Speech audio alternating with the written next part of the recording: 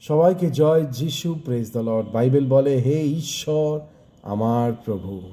প্রশ্ন, তিনি কি আমার প্রভু হয়েছে এখনো? হে ঈশ্বর আমার প্রভু, আমার ত্রাণ, আমার মুক্তিদাতা, আমার ত্রাণকর্তা, আমার আশা, আমার ভরসা এবং আমার প্রশংসার যোগ্য। কতবার একটা লাইনে আমার আমার আমার আমার, কত গভীর সম্পর্ক যে এটা লিখেছে, এবং কি গভীর সম্পর্কের মধ্যে বলছে, হে ঈশ্বর তুমি আমার প্রাণ, আমার ত্রাণ। তাই না?